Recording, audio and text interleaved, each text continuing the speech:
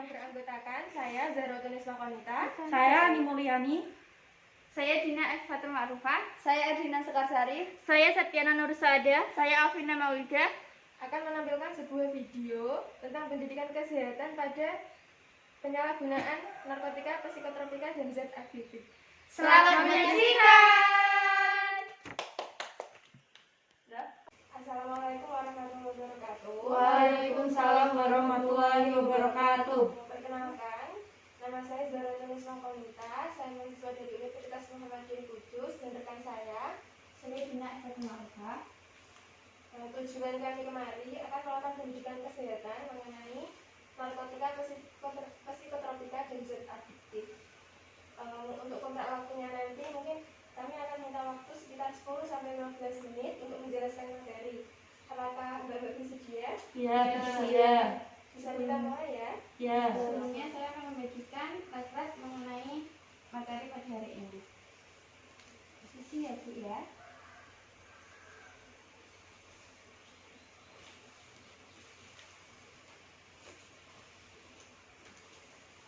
Sambil saya menjelaskan materi, bisa disimak terlebih dahulu mengenai materinya.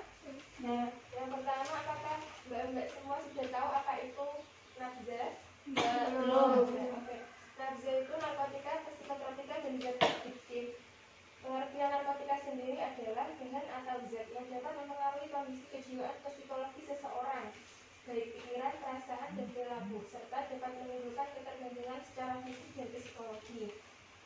Kemudian pengertian psikotropika sendiri adalah zat atau obat baik alamiah maupun sintesis, bukan narkotika yang berkhasiat psikoaktif melalui pengaruh selektif pada susunan saraf pusat yang menyebabkan perubahan khas pada aktivitas mental dan perilaku.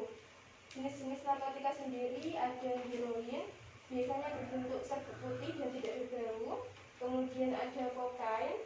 Kokain itu fungsinya membuat seseorang itu berhalusinasi, dan pemakaian obat ini akan merusak saraf otak.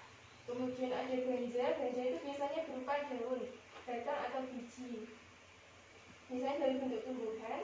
Kemudian ada morfin. Morfin sendiri itu biasanya digunakan untuk mengurangi rasa sakit pada pembedaan pasien di rumah sakit, tapi kebanyakan itu disalahgunakan. Kemudian ada kodein. Kodein itu juga fungsinya sama sebagai peredam nyeri. Golongan selanjutnya dari jenis psikotropika itu ada ekstasi. Ekstasi itu biasanya berbentuk tablet atau obat. Macam jenisnya itu ada banyak, ada Eva, Flash, Dolar, Benjovi, Mike Tyson, Playboy, dan lain-lain. Ada amfetamin.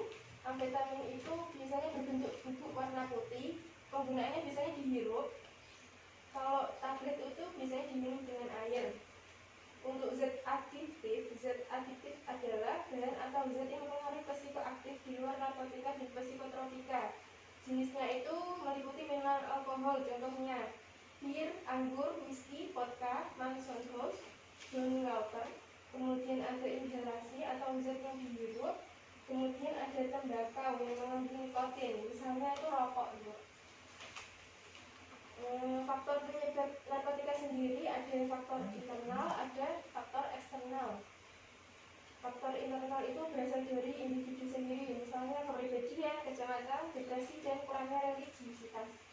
Faktor eksternal berasal dari lingkungan luar individu, misalnya lingkungan keluarga, kelemahan hukum, serta pengaruh lingkungan.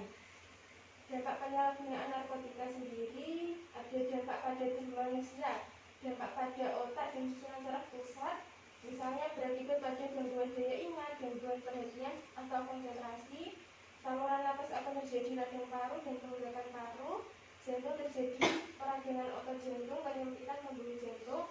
Terjadi gangguan hati, misalnya hepatitis B, C. Kemudian penyakit menular seksual, HIV atau AIDS. Kulit terdapat bekas suntikan dari pengguna yang menggunakan jarum suntik. Sistem reproduksi sering terjadi kemandulan. Kemudian komplikasi pada kehamilan, misalnya ibu anemia, infeksi vagina, hepatitis, dan AIDS. Kandungan yang mengalami abortus, keracunan kehamilan, bayi lahir mati, dan janin mengalami pertumbuhan terlambat. Untuk selanjutnya akan disampaikan oleh kakak saya.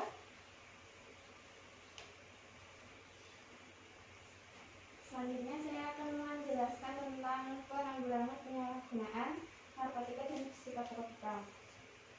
Upaya penanggulangan penyalahgunaan narkotika dan psikotropika dapat dilakukan melalui beberapa cara, yaitu ada primer, sekunder, dan tersier. Apakah ibu-ibu sudah pernah mendengar? Belum. Ya. Oke, saya akan jelaskan. Untuk yang pertama itu primer. Preventif dilakukan untuk membentuk masyarakat yang mempunyai ketahanan dan kekebalan terhadap narkoba. Pencegahan adalah lebih baik daripada pemberantasan. Pencegahan penyalahgunaan narkoba dapat dilakukan dengan berbagai cara, seperti pembinaan, pengawasan dalam keluarga, penyuluhan oleh pihak yang kompeten baik di sekolah maupun masyarakat, pengajian oleh para ulama, pengawasan tempat-tempat hiburan malam oleh pihak keamanan, pengawasan distribusi obat-obat ilegal, dan melakukan tindakan-tindakan lain yang bertujuan untuk mengurangi atau meniadakan kesempatan terjadinya penyalahgunaan narkoba. Yang kedua itu sekunder. Kuratif bertujuan untuk penyembuhan para korban, baik medis maupun medis lain, seperti tempat-tempat penyembuhan dan rehabilitasi pecandu narkoba, yaitu pusat rehabilitasi narkoba. Yang terakhir itu adalah pencegahan tersier.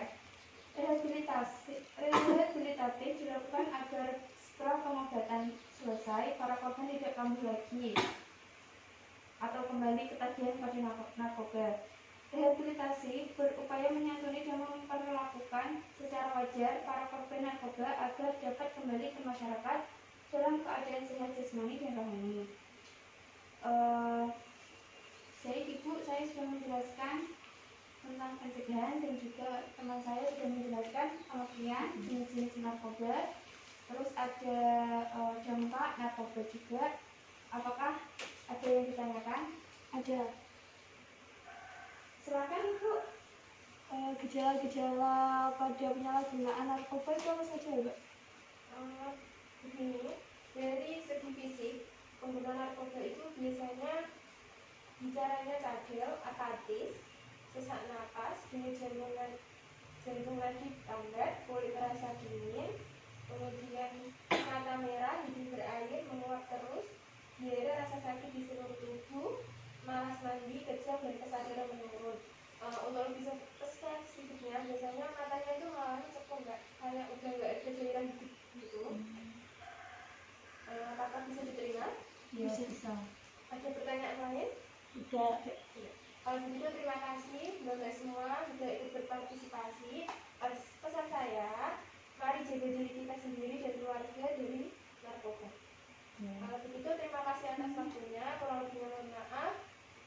Bila itu hidayah. Wassalamualaikum warahmatullahi wabarakatuh. Waalaikumsalam warahmatullahi wabarakatuh. Terima kasih telah menyaksikan video kami. Semoga apa yang kami tanyakan tadi bermanfaat.